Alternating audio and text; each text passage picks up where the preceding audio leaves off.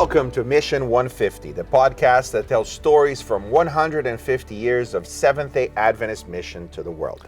To find out more about the mission of the Adventist Church today, go to adventistmission.org. That's adventistmission.org. We are so glad you've joined us. I'm Sam Nevis. And I'm David Timm. Before we get into this episode, we want to acknowledge the people who make this podcast happen. We say thank you to Dennis Panice and his wonderful team who record us, and thank you to the phenomenally talented Daryl Gungadu who does all the production work. In this episode, we're joined by one of the leading historians of the Seventh-day Adventist Church, Dr. Alberto Timm. Dr. Timm is currently an Associate Director of the Biblical Research Institute, but has previously served as an Associate Director of the Ellen G. White Estate and in a number of academic and administrative roles in South America. Alberto, thank you for being with us on Mission 150. It's my honor to join you in this very inspiring series. Well, we've been talking about mission for a long time, many episodes, and it's about time we come to South America proper. It is.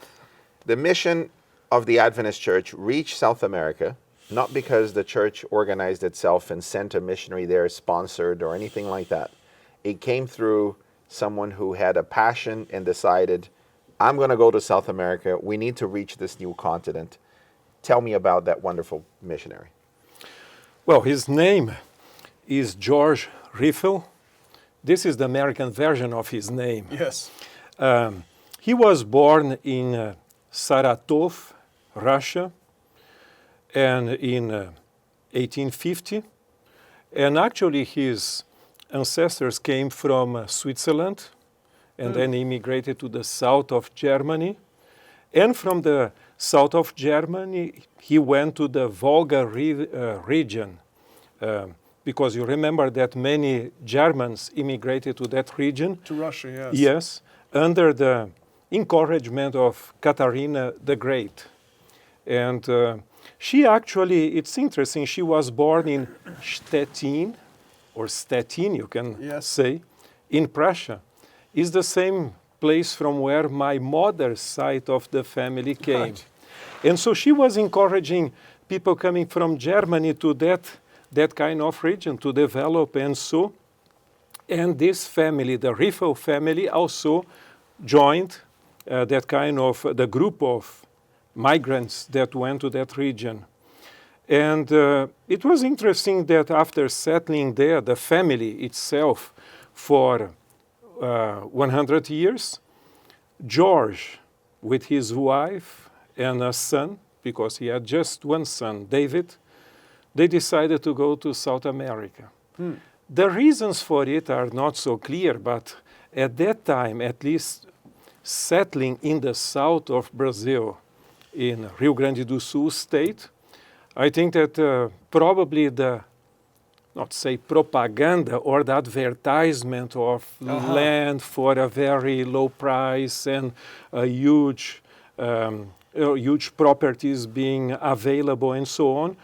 At least people from the ancient Pomerania went over there, so I guess that the same reason attracted also people coming from the Volga region.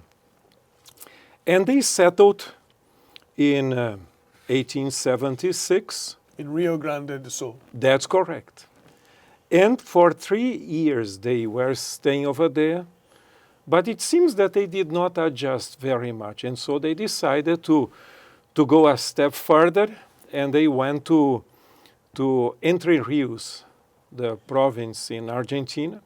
And you know that Entre Rios means it's the Argentinian Mesopotamia. Between the rivers. Yes, exactly.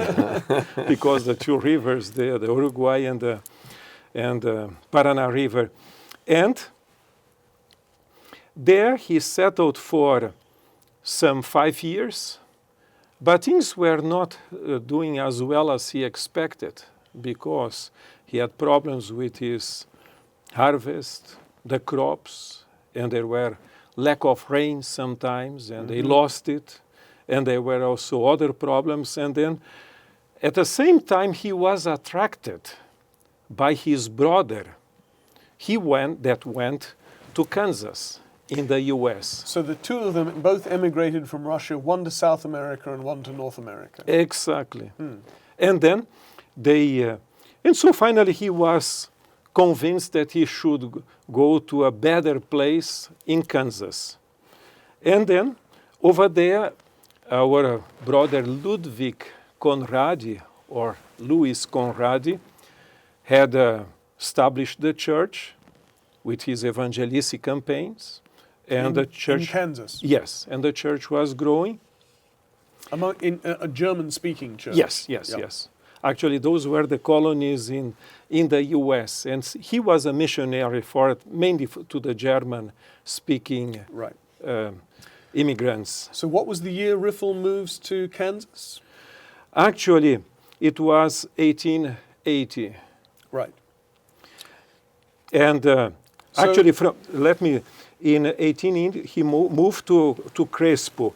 And then in 1885, he moved to 1885, yes, he moves to North America. To Kansas, yes. But obviously that's not going to be the end of the story, because we're talking about him as a missionary to South America.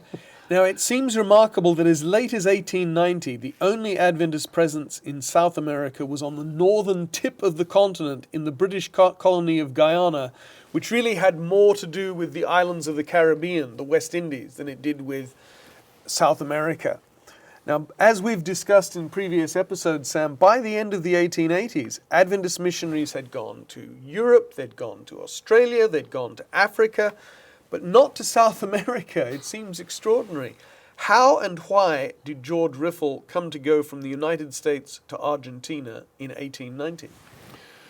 I think that he had all the reasons not to go back, because he came because of his frustration with his crops, and so, but he not only accepted the Adventist message, but he really got so enthusiastic about it, so empowered with it, that he decided not only to share his message, the message to some new friends that he had in Kansas, but go back to Argentina from where he came, and to share the message with his friends over there, the friends that he left years ago. So he feels convicted that the message he's heard in the United States, his friends back in Argentina need to hear as well. Yes, exactly. He seems to have a pioneering spirit about him, right? And his brother, for that matter. But at first he goes to South America pioneering his family, let's say, and trying to find a better way to live and a more quality of life and perhaps a better future. That does not work out very well for him. But then he discovers that it's not about him. And he discovers this message that propels him, I think, to change focus. Because now that it's no longer about him and his possible wealth or riches or, a better future for his family, now it's about a mission. It's about spreading this message before the second coming of Jesus. And he comes back exactly to the same place he was, but to take the gospel message to an entire new continent. Almost, because Guyana is the very tip. Yeah. In effect, it's a new continent. But he focuses on the Germans because that's the language he speaks. He understands that very well. How was it coming back from America to Argentina? Well, it was not something that was done just out of the blue, something that, there was some kind of contact already with some friends and so, but then he decided to move. He was not the only family. 3 other families from Kansas also decided to go. But he was the main leader of it. And so he went. He arrived on a Friday. And then there was a friend that was Reinhard Hetze. This man was with his farm wagon at the harbor, or the port of Diamante is a port in the upper Paraná River. He was there. So he offered a ride, took him back to the place where Hetze used to live in those days. Barranca Blanca is the name, some 10 miles away from the port. And during the trip, our brother Riffel picked up his Bible and started to study the Bible with him. As they go on the wagon. Yes, yes. And that was the case. He studied about the Sabbath, but there are evidences that Reinhard already had some kind of knowledge about the Sabbath, but did not commit himself. And so they studied, he accepted, they continued studying that evening, the family accepted the Sabbath, and official records considered the next Sabbath, the following day, as the first Sabbath school ever conducted in the South American, today is considered the South American division. Right. Was that in German or Spanish? German. German. Now, in South America, I have heard Riffel referred to as Jorge Riffel, which would be the Portuguese or Spanish version of his name, but he would have called himself Georg Riffel, I would guess. Yes. How successful was he in reaching his fellow German-speaking settlers? Actually, he was very, very successful. First of all, he made his first convert in the trip down there. Right, as quickly as that. Yes. As quickly as that. Similar to Joseph Bates, you remember that one Yes. when he was in Michigan. No, in New Bedford, from New Bedford, Fairhaven. Yes. When he has a friend asked you, Captain Bates, what are the news? That the news Sabbath the Sabbath is the seventh day. Yes, a similar story. But then it didn't stop there. Riffel started to study the Bible with some people of the Crespo neighborhood. Crespo is a town not so far away, close to where River Plate University is today. Yes. So in that region he started to study, and many people accepted the message. So in addition to those who came from Kansas, the families, I think that we have evidences that there were 4 families. And they were all Adventist, I presume? Yes. Okay. Yeah. And then other ones accepted the message, and they believed that they should request a pastor to come. Because now you have a church. Yeah, because otherwise you are a flock without a shepherd. There's a wonderful story I have heard from the great-nephew of Frank Westphal, who was the first Adventist missionary that the church actually sent. That Riffel wrote to the General Conference and sent them a list of 50 people who he had baptized. And having reported the results, he then received a rebuke from the General Conference telling him that only ordained ministers could baptize, to which Riffel is supposed to have replied, then send us a German-speaking minister. Do we have any historical evidence that that story is true, or have you come across different versions? Well, I never came across any actual document or the correspondence or where he was rebuked. It depends. Yes. But oral history has confirmed it, not from one single source. Frank Westphal mentioned that some kind of, not saying illegal, but something like that, baptisms were held over there before he came.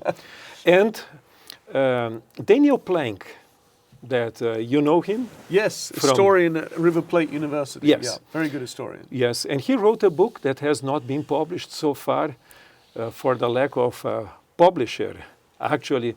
But he wrote a biography of Riffel, and he came across some evidences of people that said, well, my great-grandfather baptized such and such person of my family and the other one and so on. So it seems that there is not only Riffel, but some of the other local church elders also baptized because of the lack of ordained minister. Mm-hmm. Right. Well, tell us about Frank Westphal. He was sent as a missionary in 1894. Yes, actually, he was the first ordained pastor to go to South America. And so basically the pioneering work as a pastor, as ordained pastor, was in his hands. And if there is a book that is worthwhile reading about those days, is this one, Pioneering in the Neglect Continent. And this one, he speaks about how he came. He arrived in Buenos Aires, in Argentina. And then he found some people that accepted the message. Then he went to the Entre Rios also. He tells about his experience in Brazil. He went to Brazil also, and there were some people that already accepted the message. And remember, much of the message in South America and in other places of the world also was pioneered not by individuals that were present there, but literature that was sent, spread. Tell us about the early literature evangelists. Well, you have 3 of them that came to Argentina. One of those is, we have E.W. Snyder, C.A.A. Nolin, and A.B. Stauffer, or in German would be Stauffer. Yes, yes. And there was a long discussion about his name because he was always called Albert Stauffer. But Marcio Costa did some kind of research and he discovered that his actual name was Augustus Stauffer and not Albert. So it's just a little note. But these people came to Buenos Aires, started to sell books. The first missionaries had a little surprise because some of them believed that by selling books in English, they would succeed. Of course, in Buenos Aires, there was quite a significant number of English-speaking population.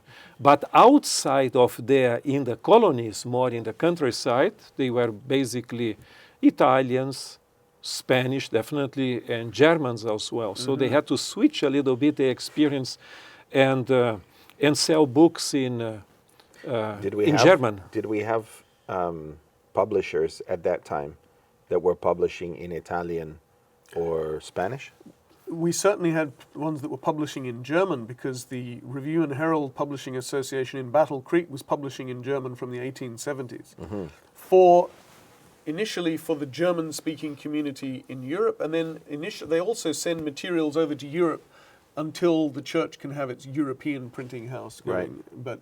But so there's materials being produced in German in the United States for sure. So German we have, but we're not sure about Italian or Spanish. It's interesting that one source about this did not reach South America so much because the Signs of the Times published in Switzerland, Neuchâtel, is the one that reached some families in Argentina, the Peverinis and a few other ones. Italians. Yeah. But there is a record from Conradi where he speaks that by the end of the 19th century, there were already publications, Adventist publications in Europe in 22 languages. Right. We don't know how widespread they were, maybe a pamphlet or a booklet, something like that, but they tried to. Conradi, I think, was the guy that was trying to open, So those early colporteurs would have been able to get materials in German and Spanish to sell. Yes. And it's interesting, of course, that they send Frank Westphal, as the name suggests, it's a German name, and they send somebody who's a German American who can speak German because he's working amongst German people. But does he learn Spanish? Does he start to work amongst Spanish speakers as well? Yes, later on, yes. Not immediately, but right. Okay, of course, he worked many years over there. But there is something about a canvassing work. The place where I am from, in the south of Brazil, the canvassers, they used a strategy. During the day, they sold books. And when somebody was interested in the message, they tried to settle Bible studies on evenings. So they went back to those, and so they were not only booksellers, they were missionaries at the same time. They were doing Bible studies as well. Yes. My mother planted a church in Capinzal, Santa Catarina with that strategy. Selling yeah. books during the day, Bible studies at night. So it still works. So Alberto, thanks to George Riffle, Frank Westphal, and Snyder and Stauffer and other literature evangelists, there was a small but thriving community of Seventh-day Adventists in Entre Rios and Santa Fe provinces in Argentina. So that's the starting point for today's South American division. But today, Brazilians easily make up the majority of South American Adventists. How did Adventist work start in Brazil? This is a long story. David, I think that we have to make a distinction that has not been always made as clear as it should. And the distinction is between the official work and the unofficial work. We always tell the story in regard to Brazil, starting with that package of literature that arrived in the harbor in Santa Catarina. Itajaí. Yes, and that one, that there is a discussion if it arrived in 1879 or 1884, because 79 was when the Stimme der Wahrheit, or the Voice of the Truth, started to be published in Battle Creek. Right. So that would be a natural date. But no, I think that we have enough historical evidences to date it 1884. But there is something, and this is something that should be explored a little bit more among especially the German immigrants or German-speaking immigrants. They were Adventist families that accepted the message back in Europe. For instance, in the book Our Story of Missions, Yes. in that book, he says that, for instance, in the very south of Brazil, they were families, Lindemann and Kimpel, that came baptized from Germany and that we reached later on over there. Right. Also, we have evidences of a lady called Helena Kimpel. And this lady, she was baptized in 1866 in Germany.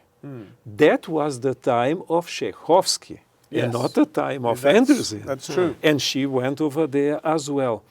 And it's interesting that in the state of Santa Catarina, not so far away from Blumenau, there was a place, Rio Cunha, the name, where immigrants from Germany also, or from the Volga probably, came.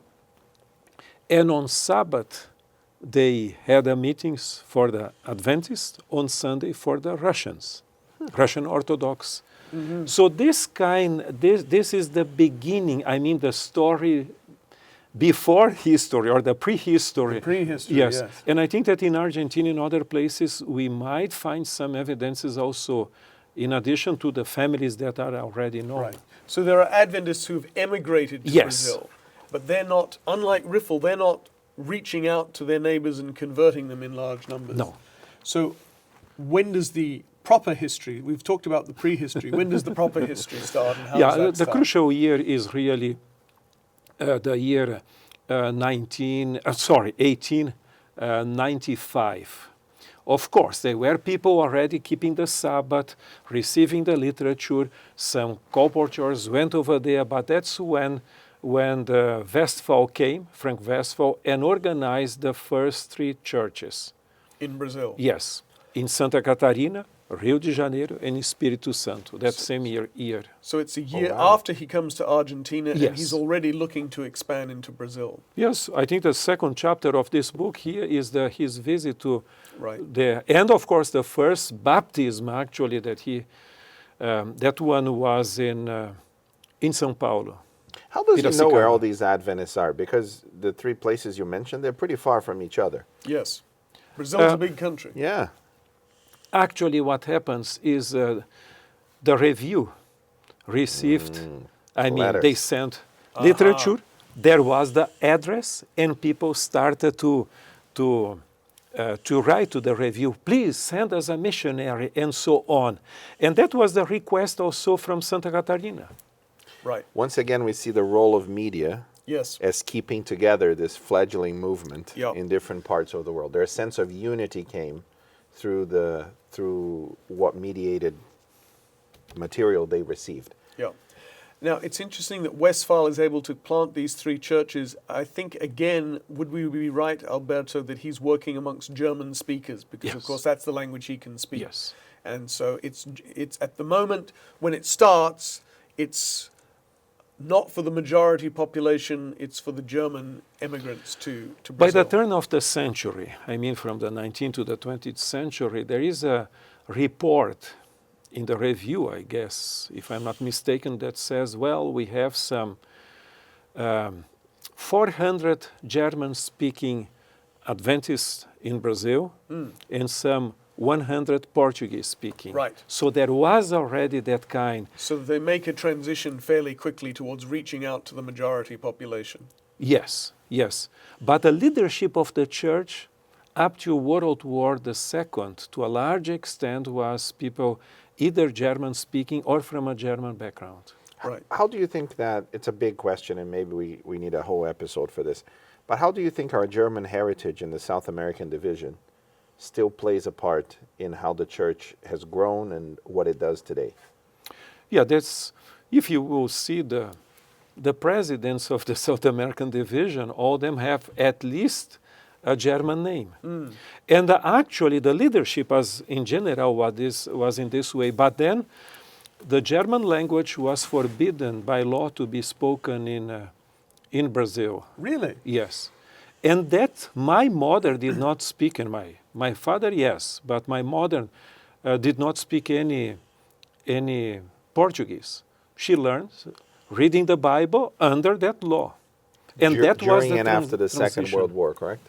Second World War. Ah, right, right. Yeah, my father was in the military at that time, and there was a lot of conversations about the Nazi movements that begun here and there, and German was part of that process there. Right.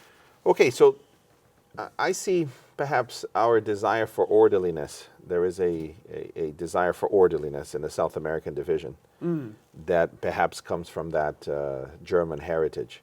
We need to know, it needs to be clear, we need policies, we need, there is that is something that I noticed traveling in different parts of the world, that the South America division has a desire to know. We need to know where this goes, we need to understand this really well, and it needs to be well structured. So maybe that's had the Italians started it, maybe it would have been a lot more dynamic. Let's not engage in crude ethnic stereotyping here, of course. Yeah, I come from an Italian family. All right, so 1894, 95 seem to be very important years because that's when Westphal is sent to South America, but that's also where literature evangelists leave Argentina toward, or at least go to Chile. And the work starts there.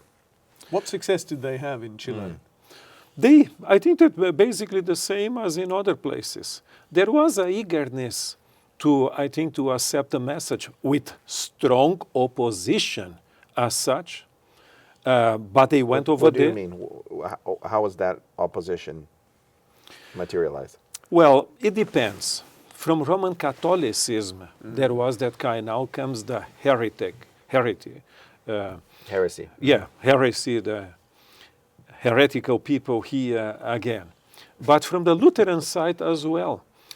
In my colony where I was born was the same thing. Then when they arrived, and that was because, not saying most, but I would almost say this, the German immigration in Brazil, at least in the south, came from the north of Germany, so they were Lutherans. They were Protestants, yeah. Yes. And in this case, when the first missionaries came, the opposition was in the sense, now the Alten Juden in German, or in Pomeranian, the Alle Jura, or the all Jews are back here. So that kind of trying to say, well, now are the Jews here keeping the Sabbath? So it's the accusation, we've talked about this a couple of times before, that Adventists are Judaizing because they're keeping the Jewish Yes. Sabbath. Yeah, and Luther was not very fond of Jews, so I can see No, how the not at all. Right. how the Lutherans would have a problem Luther with that. has something that sometimes we say that he was only anti-Semitist, but he was anti all those who did not agree with the gospel as he understood it. So Yes. he was So how did things go in Chile? They're facing opposition both from the Catholics, who call them heretics, and from the Lutherans, who call them Judaizers. Yes, I think that the opposition was not that strong, but they, for instance, the two missionaries that went there, they went to Valparaíso. And then in Valparaíso, they started to work. And they met somebody that was not in a place where they were staying, that was not German speaking. So there was another challenge. And in this case, they had to more use signs, and finally they found somebody that spoke English, and so they could communicate better. But Valparaíso was the starting point from where they went to other places there. And actually the book that they started to sell there was the Patriarchs and Prophets in Spanish. Right, so they're selling in Spanish by this time. Yes. So they're doing it pretty quickly. Do we know where it was printed? I don't know. I even saw a copy at our center in Brazil, in Argentina. I am not so sure where it was printed. They wouldn't have had a printing house in South America yet. No, not yet. It came from overseas. So even though it's only 1890 when organized work really starts in South America, in the next decade, things go pretty quickly. And in 1901, at the 34th General Conference session, church leaders decided to establish 3 South American missions, the Argentina, the Brazil, and the Chile missions, and all under the umbrella of a new South American Union mission.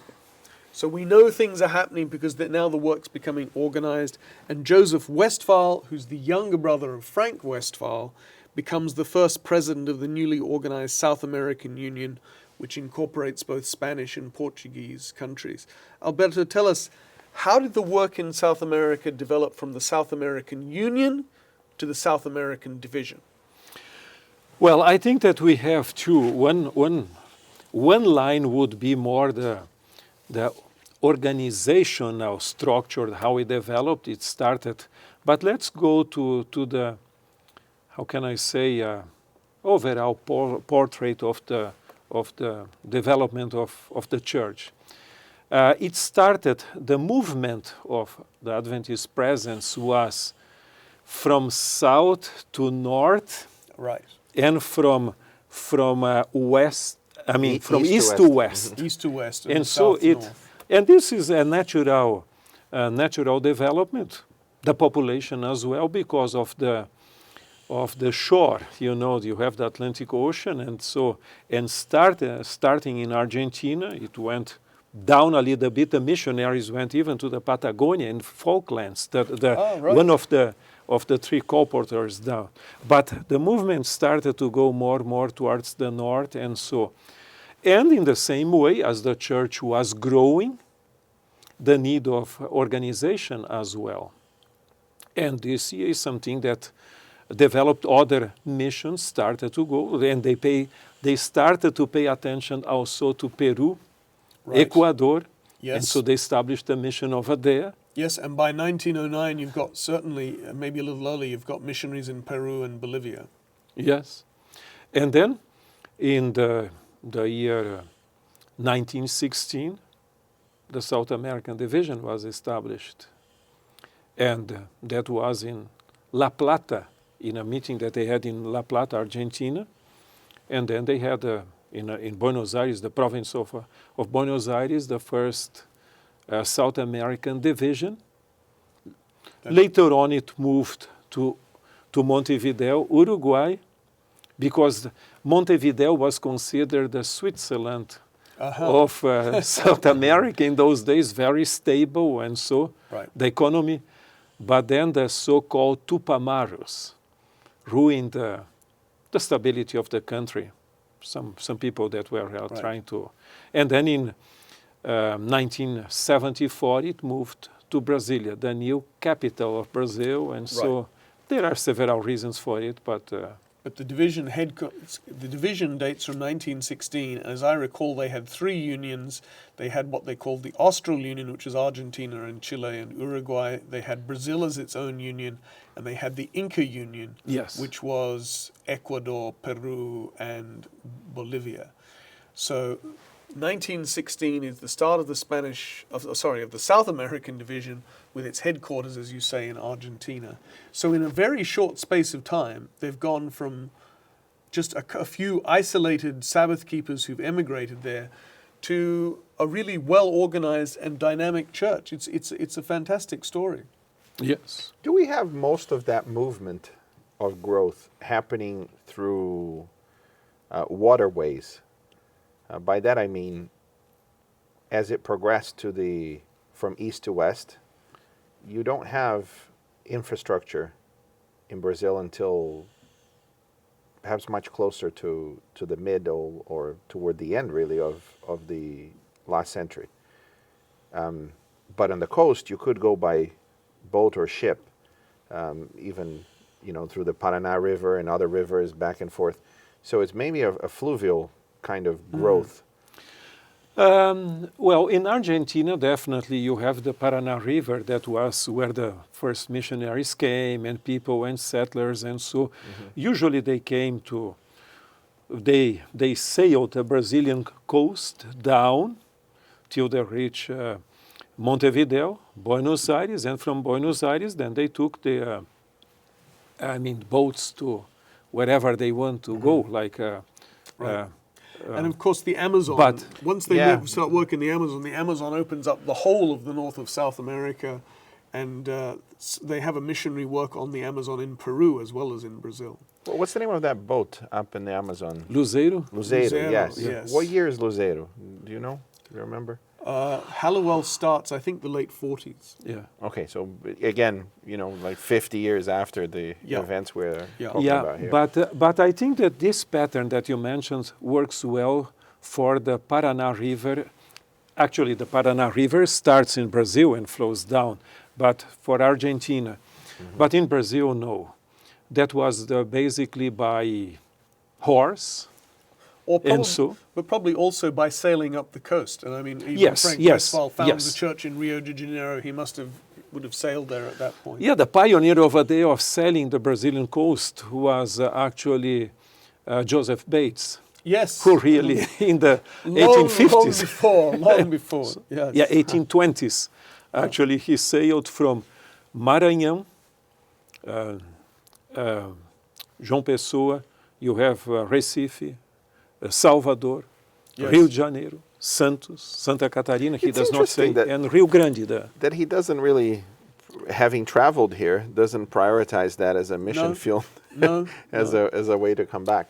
But eventually the church does, and then the church grows, and today, of course, the church in South America is extremely dynamic, so the history has left a vital and wonderful legacy. You have the church growing from the United States to Europe, from Europe to South America, and 120 years later, we're now sending many missionaries from South America to many different parts of the world. All around the world. There's a tremendous missionary spirit in South America. Yeah. Alberto, thank you so much for joining us. We're going to have to leave it here. I'm glad you were able to come. You were my first professor of church history. Oh, man. Quite a few years ago. It was a long time ago. It was a long time ago. And you helped me fall in love with church history to see how the coming up, how our identity influences what we do at any point thereafter. We didn't really dive into South American history back then. It was mainly the beginning of the Adventist movement. But thank you for putting that love in my heart for our pioneers. My pleasure. And thank you to our viewers and listeners for joining us again on another episode of Mission 150, which tells the story of the 150 years of Adventist mission to the world. Please keep watching on the Seventh-day Adventist Church's YouTube channel, on AdventistReview.tv, or listening on your favorite podcast platform. To know more about Adventist mission work today, go to AdventistMission.org. Again, that's AdventistMission.org. And if you're looking for opportunities to serve today, go to VividFaith.com. Join us each episode to learn, to be challenged, and to be inspired to become part of the mission of the Seventh-day Adventist Church.